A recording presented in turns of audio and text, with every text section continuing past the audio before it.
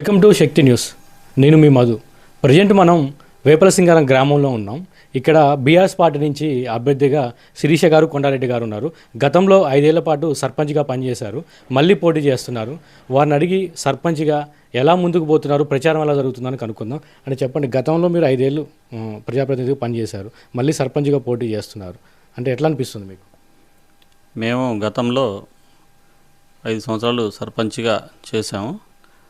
అంతకుముందు మాది చాలా చిన్న కుటుంబం. మాకు టెంట్ హౌస్, పొలాలు కూడా తక్కువ. నాకు 2 ఎకరాలు, ఆమెకు 2.5 ఎకరాలు, అలా చిన్న కుటుంబంతో ఉండగా మేము ఫస్ట్ కాంగ్రెస్ పార్టీ, పుట్టుక మా నాన్న అంతా కాంగ్రెస్ పార్టీ నుంచి ఆ రోజు పోటీ చేయడానికి టీఆర్ఎస్ గవర్నమెంట్ కొత్తగా వచ్చింది. రెండోసారి కూడా అధికారంలో టీఆర్ఎస్ గవర్నమెంట్ వచ్చింది. ఆ రోజు పోటీ చేయడానికి ఎవరు ముందుకొచ్చే పరిస్థితుల్లో లేక ఆ రోజు కాంగ్రెస్ పార్టీ గ్రామ పార్టీ అధ్యక్షుడిగా నేనే ఉన్నాను. ఎవరు ముందుకొచ్చే పరిస్థితి లేక ఇక నేనే కంటెస్టెంట్ చేయడం జరిగింది. ఆ రోజు మేమిద్దరం ఊళ్ళో తిరిగి పోరాడి పార్టీకి మళ్ళీ సర్పంచ్గా గెలవడం జరిగింది. అంటే ప్రజాప్రతినిధులుగా మీ ఫ్యామిలీలో ఇంతకుముందు ఎవరైనా ఉన్నారా? కాంగ్రెస్ పార్టీ నుంచి ఫస్ట్ నుంచి ఉన్నారు కదా, ప్రజాప్రతినిధులుగా ఎవరైనా పోటీ చేయడం కానీ, వార్డు మెంబర్ కానీ ఇంకేమైనా ఉన్నారా మీ ఫ్యామిలీలో? మా నాన్నగారు కోఆపరేటివ్ డైరెక్టర్గా చేశాడు. మా నాన్న తాతగారు గ్రామానికి మొదటి సర్పంచ్ ఉస్తాల కొండారెడ్డి గారు, ఆయన పేరే నాకు పెట్టారు. ఉస్తాల కొండారెడ్డి గారు మొదటి గ్రామ సర్పంచ్గా సేవలు అందించారు. మీరు అప్పుడు లాస్ట్ టైం ఏ పార్టీ నుంచి పోటీ చేసినారు? కాంగ్రెస్ పార్టీ నుంచే చేసాం. కాంగ్రెస్ పార్టీ నుంచి చేసిన తర్వాత ఉప ఎన్నికప్పుడు అభివృద్ధి ఇబ్బంది అవుతుంది, ఉప సర్పంచి చెక్ పవర్ పెట్టడం వలన ఉప సర్పంచి టీఆర్ఎస్ పార్టీకి పోవటం వలన చాలా ఇబ్బందులు ఎదుర్కోవడం వల్ల ఆ రోజు పరిస్థితులను బట్టి పార్టీ మారాల్సి వచ్చింది. అంటే మీరు గత 5 ఏళ్లలో ప్రభుత్వం ఉన్నప్పుడు అంటే ఎన్ని కోట్ల వరకు అభివృద్ధి చేశారు? దరిదాపు గ్రామ పంచాయతీ నిధులు 3 కోట్ల చిల్లర వచ్చినాయి. వాటితోటి గ్రామంలో చాలా వరకు నిత్యావసరాలు చాలా వరకు తీర్చాము. మెయిన్గా డ్రైనేజీలు 90% డ్రైనేజీలు పూర్తి చేశాము. చాలా వరకు సీసీ రోడ్లు కూడా చాలా వరకు కంప్లీట్ చేశాము. ఇంకా నీటి వసతి, డ్రైనేజీలు తీయటం, తర్వాత మా ఊర్లో మెయిన్ శవాలు ఎవరైనా చనిపోతే సౌకర్యాలు లేవు. శ్మశాన వాటికి చాలా ఇబ్బందికరంగా ఉంది. మొత్తం తుమ్మ చెట్లు మొత్తం అక్కడ అంతా అవి చనిపోయి వాసన స్మెల్ రావడం. ఆ పరిస్థితిలో 13 లక్షలు వ్యయంతో ఎన్ఆర్జీఎస్ నిధులతో శ్మశాన వాటిక నిర్మించాము. తర్వాత డంపింగ్ యార్డ్ ఒకటి, చెత్త ఒకటి సేకరించడం కోసం డంపింగ్ యార్డ్ ఒకటి నిర్మించాము. మన గ్రామంలో దోమలు బాగా అసలు బయట కూర్చుంటే కుట్టే పరిస్థితి. ఆ టైంలో మాకు ఇక్కడ ఇంతకుముందు దోమల ఫాగింగ్ మిషన్లు కానీ అటువంటి ఏమీ అక్కడ మాకు అందుబాటులో లేవు.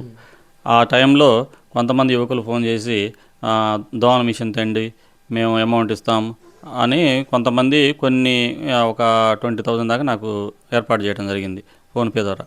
ఆ టైంలో ఆ 20,000కి మిషన్ వచ్చే పరిస్థితి లేదు. అలా గ్రామ పంచాయతీ నుంచి ఫస్ట్ ఒక 60,000 తోటి మిషన్ తెచ్చి దోమల ఫాగింగ్ చేయించడం జరిగింది. వాళ్ళు ఇచ్చిన అమౌంట్ 20,000 తోటి కెమికల్ తేవడం జరిగింది. దోమలకు సంబంధించిన కెమికల్ తీసుకొచ్చి మన ఊళ్ళో ప్రతి సీజన్కి మనం ఫాగింగ్ ఒకరోజు వదిలిపెట్టి ఒకరోజు ఖచ్చితంగా ఫాగింగ్ చేయించి దోమల నివారణకి చాలా పకడ్బందీగా చర్యలు తీసుకోవడం జరిగింది. అలాగే వర్షపు వచ్చినప్పుడు మనం గుంతలలో ఆయిల్ బాల్స్ వేసి లార్వాని చంపడం జరిగింది. అలాగే రోడ్లమ్మటి నీళ్ళు ఎక్కడన్నా ఆగితే వాటిల్లో మన టెమీపాస్ మన ఆశా వర్కర్లతో చెప్పి టెమీపాస్ చేయించడం జరిగింది. ఇలా ఆరోగ్య విషయంలో చాలా జాగ్రత్త తీసుకున్నాం. హెల్త్ క్యాంపులు, కంటికి సంబంధించిన క్యాంపులు మన గ్రామ పంచాయతీలో ఏర్పాటు చేసి ప్రజలకి చాలా ఉపయోగపడేలా మనం వాళ్ళకి ఆరోగ్య విషయంలో చాలా శ్రద్ధ తీసుకోవడం జరిగింది. ఇదంతా మనం ఎందుకు చేసామంటే మా యొక్క గ్రామం మీద ప్రేమతో, మా యొక్క గ్రామ ప్రజలు ఇబ్బంది పడొద్దు, మా యొక్క గ్రామ ప్రజలు సంతోషంగా ఉండాలి అని మేము చాలా కష్టపడ్డాం, చాలా పని చేసినాం ఊరి కోసం. మళ్ళీ నిలబడుతున్నాం, మళ్ళీ గెలిచినా మళ్ళీ నా యొక్క శక్తి వంచన లేకుండా ఎక్కడా రూపాయి ఆశించకుండా గ్రామం కోసం సేవ చేయడానికి సిద్ధంగా ఉన్నాం. తర్వాత అదే టైంలో మనకి కరోనా టెస్టులు చేయించుకోవాలంటే హుజూర్నగర్ కానీ లింగిరి కానీ పోవాల్సిన పరిస్థితి ఉంది. ఆ పరిస్థితి లేకుండా మనం డిఎంహెచ్ఓ గారితో మాట్లాడి, సూర్యాపేట డిఎంహెచ్ఓ గారితో మాట్లాడి మనం ఊళ్ళోనే ఏర్పాటు చేసినాం.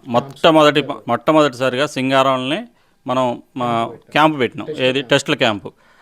ఆ టెస్టుల క్యాంప్ ఒక్కరోజు కాదు, మనం దరిదాపు కరోనా అయిపోయిన దాకా కూడా ఆ టెస్టులు నడిపిస్తూనే ఉన్నాం. మనం ఫోన్ చేయటం, 2 రోజులకోసారి 3 రోజులకోసారి చేయటం, మనం టెస్టులు క్యాంపు నడిపించటం. అలాగే ఈ కరోనా వ్యాక్సిన్ వచ్చింది. వ్యాక్సిన్ వచ్చిన టైంలో మనం అక్కడ లింగిరిలో వేస్తారు వ్యాక్సిన్. లింగిరిలో వేస్తుంటే ఇక్కడికి వచ్చి పెట్టమంటే పెట్టట్లే, క్యాంపు లేదంటారు. ఆ టైంలో మన 2 ఆటోలని ఉపయోగించి ఆ జనాన్ని ఎక్కించుకొని లింగిరి పోయి వ్యాక్సిన్ వేయించుకొని వచ్చి సింగారంలో జాగ్రత్తగా దించేది వాళ్ళని. అలా ఒక వారం 10 రోజులు నడిచిన తర్వాత జనానికి ఇబ్బంది అవుతుంది, అక్కడ సీరియల్ ఉంటుంది తెలుసుకొని మళ్ళీ డిఎంహెచ్ఓ గారి కాడికి పోయి బతిలాడుకొని సింగారం తీసుకొచ్చి మొట్టమొదటిసారిగా సింగారం గ్రామ పంచాయతీలో వ్యాక్సినేషన్ వేయించా. ఇక్కడికే తీసుకొచ్చిన, ఇక్కడే వ్యాక్సిన్ వేయించిన. అలాగే ఇక ఆ వ్యాక్సిన్లు అందరితోటి కూర్చొని దగ్గరుండి నేనే కూర్చొని చిట్టీలు రాసిచ్చి, అది మన సీరియల్ చాలా ఉంటే నేనే కూర్చొని ఎవరు అక్కడ రికమెండేషన్ లేకుండా, ఇబ్బంది లేకుండా దగ్గరుండి అందరికీ వ్యాక్సినేషన్ చేయించా ఊళ్ళో. ఇప్పుడు మేము సర్పంచ్గా గెలిచిన తర్వాత మనకి అతిపెద్ద ప్రమాదం ముంచుకొచ్చింది. అదేదంటే కరోనా. ఆ కరోనా టైంలో చాలా ప్రమాదం. లాక్డౌన్ పెట్టారు. ఎవరిని ఇంట్లో బయటికి వెళ్ళనిచ్చే పరిస్థితి కాదు. అట్లాంటి పరిస్థితుల్లో మేము ఊరిని కాపలా కాసుకుంటా, ఎవరిని బయటికి వెళ్ళనీయకుండా చూసుకుంటా. మరి బయటికి వెళ్ళనీయకపోతే వాళ్ళకి నిత్యావసరాలు కావాలి. వాళ్ళకి సరే నిత్యావసరాలు ఉన్నోళ్ళు కొనుక్కుంటారు ఆర్థికంగా, లేని వాళ్ళ పరిస్థితి చాలా ఇబ్బంది.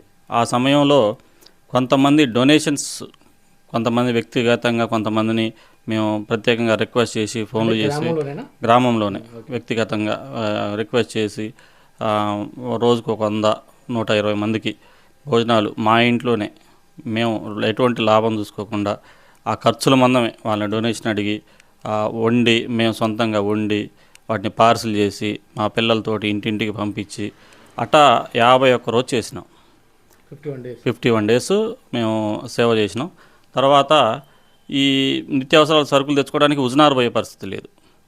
హుజనార్ పోతే పోలీసు వాళ్ళు ఊకోవట్లేదు. ఆ పరిస్థితుల్లో నాకు 2 ఆటోలు ఉన్నాయి టెంట్ హౌస్కి. ఆ 2 ఆటోలలో ఒక ఆటోలో కూరగాయలు, ఒక ఆటోలో పండ్లు. అది వాటికి పర్మిషన్ తీసుకొని రెండింటిని మనం అక్కడ హుజూర్నగర్లో రూపాయి పడితే ఇక్కడ కూడా అదే రూపాయికి, అక్కడ 2 రూపాయలు పడితే మనం ఇక్కడ కూడా అదే 2 రూపాయలకి ఇంటి ముందుకు పోయి మనం వాటిని నిత్యావసరాలు సప్లై చేసినాం. అలాగే గుడ్లు, కోడిగుడ్లు మనం పౌల్ట్రీ ఫామ్ కాడికి పోయి తీసుకొచ్చి 4 రూపాయలు గుడ్డు పడితే 4 రూపాయలకే మనం ఇక్కడ ఇచ్చినాం. అలా ఊరికి మనం ఎక్కడ రూపాయి ఆశించకుండా ఊరి కోసం కరోనా టైంలో చాలా సేవ చేసినాం. అంటే ట్రావెల్స్ ఖర్చు మీరు పెట్టుకున్నారు, అన్ని ఊళ్ళకే తీసుకొచ్చినారు మీరే? ట్రావెల్ ఖర్చు కూడా మేము ఎక్కడ ఆశించలే. ట్రావెల్ ఖర్చు కానీ మన పిల్లల లేబర్ ఖర్చు కానీ ఎక్కడ ఆశించకుండా అక్కడ ఏ రేటుకి పడితే అక్కడ అదే రేటుకి ఇక్కడ ఇచ్చేసినాం.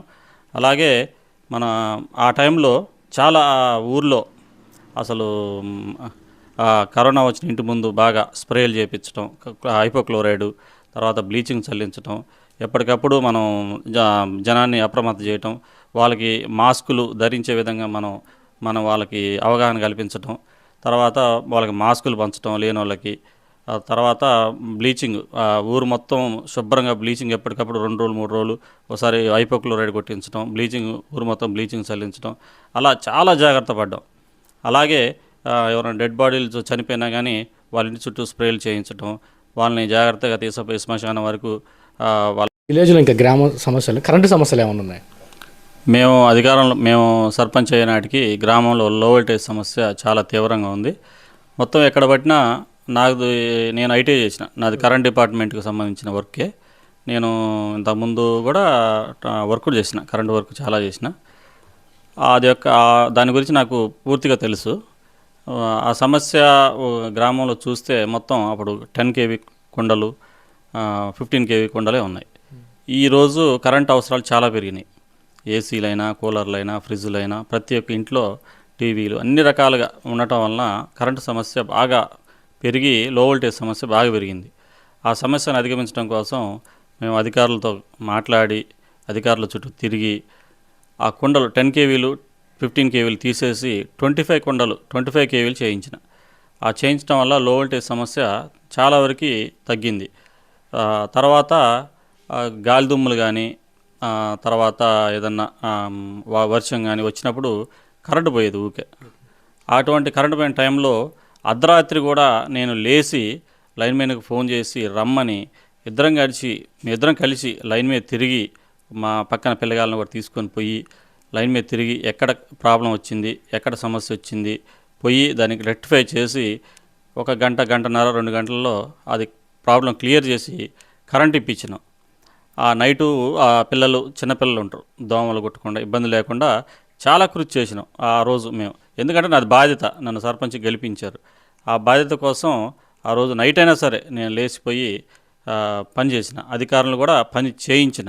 ఆశాలను కానీ అంగన్వాడీ వాళ్ళని కానీ ఎక్కడ అలుపు లేకుండా గ్రామ పంచాయతీ సిబ్బందిని కూడా ఆ కాలువలు డ్రైనేజీలు దించి ఆ గోన్లల్లో ఇరక్కపోయిన మట్టిని అన్నిటినీ చాలా దగ్గరుండి చేయించిన.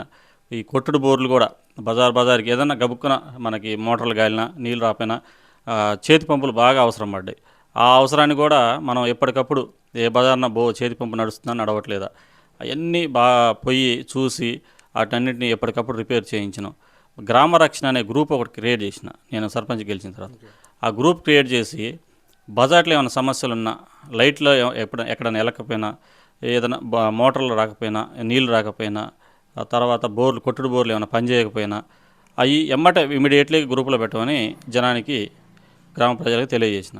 ఇమీడియట్లీగా గ్రూపులో పెట్టిన వెంటనే స్పందించి మా గ్రామ పంచాయతీ సిబ్బందిని పంపించి ఆ యొక్క ప్రాబ్లంని 1 గంట 2 గంటలు లేకపోతే సాధ్యమైతే వెంటనే చేసినాం. సాధ్యం కాకపోతే ఒకరోజు టైం తీసుకొని దాన్ని కంపల్సరీగా దాన్ని రెక్టిఫై చేసినాం. అలా గ్రామం కోసం చాలా కష్టపడ్డాం. గ్రామంలో మెయిన్గా మేము పారిశుద్ధ్యానికి చాలా ప్రాముఖ్యత ఇచ్చాము. గ్రామాన్ని ఎప్పటికప్పుడు శుభ్రంగా ఉంచటం, వీధులన్నీ ఎప్పటికప్పుడు ఊడిపించటం, గ్రామంలో పిచ్చి మొక్కలు రోడ్ల వెంట ఏమైనా ఉంటే మొత్తం తొలగించటం, గ్రామంలో ఎటువంటి ఇబ్బందులు లేకుండా పాడుపడ్డ బావులు బ్లీచింగ్ చల్లించటం, బజార్లో ఉంటే బ్లీచింగ్ చల్లించటం, డ్రైనేజీలలో టెమీపాస్ లార్వా పెరగకుండా టెమీపాసు అటువంటి అన్నీ ఎప్పటికప్పుడు పారిశుద్ధ్యం గురించి చాలా ప్రాముఖ్యత ఇచ్చాము. మేము రాకముందు గ్రామంలో చాలామంది డెంగ్యూ జ్వరాలతో, చాలామంది మలేరియా టైఫాయిడ్ జ్వరాలతో ఇబ్బందులు పడే పరిస్థితులు ఉన్నాయి. అవన్నీ అధిగమించడం కోసం గ్రామాన్ని పారిశుద్ధ్యం కోసం డ్రైనేజీలు నిర్మించాం. బాగా డ్రైనేజీలు నిర్మించిన తర్వాత వాటిని ఎప్పటికప్పుడు పుడికలు తీపించడం, తీసిన మట్టి కూలీలను పెట్టి ఎప్పటికప్పుడు శుభ్రం చేసి ఎత్తించి ఇక్కడ ఊళ్ళో లేకుండా మా ఊరు బయట లిఫ్ట్ చేయించడం అంతా చాలా పకడ్బందీగా చేయడం జరిగింది. మేము వచ్చిన తర్వాత చాలా వరకు సీజనల్ జ్వరాలు తగ్గినవి. తర్వాత ఈ జ్వరాలు వచ్చినా ఏదైనా జనం ఇబ్బంది పడుతున్నా ఎప్పటికప్పుడు మన లింగిరి పిహెచ్ డాక్టర్ల గారితో మాట్లాడి ఎప్పటికప్పుడు హెల్త్ క్యాంపులు పెట్టించడం, ఆశాలని ఎప్పటికప్పుడు ఊళ్ళో సర్వేలు చేయించి వాళ్ళకి జ్వరాలు వచ్చే వాళ్ళకి మెడిసిన్ ప్రొవైడ్ చేయించడం, అంగన్వాడీ టీచర్లతోటి కూడా ఊళ్ళో పారిశుద్ధ్యం గురించి వాళ్ళు కూడా పాల్గొనేలా వాళ్ళని కూడా ప్రోత్సహించడం, అంగన్వాడీ పిల్లల కోసం వాటర్ సప్లై వాటర్ సౌకర్యం ఏర్పాటు చేయడం, వాళ్ళకి cool water plus mineral water supply చేయటం, వాళ్ళ పిల్లలకి ఎడ్యుకేషన్ కొరకు పేపర్ ఒకటి సప్లై చేసినాం అందరూ పిల్లలు చదువుకునే విధంగా. మెట్టుగూడెం స్కూల్లో కూడా వాటర్ ఫిల్టర్ ఒకటి, పిల్లలు దూరం నుంచి ఇబ్బంది పడతారని రావడం కోసం వాళ్ళకి ఫ్రీగా సైకిళ్ళు పంపినది మా సొంత ఖర్చులతో చేసాం. అంటే ఇందులో సొంత ఖర్చులతో సైకిళ్ళు, వాటర్ అంటే మీ సొంత ఖర్చులతో ఏం చేసినాం?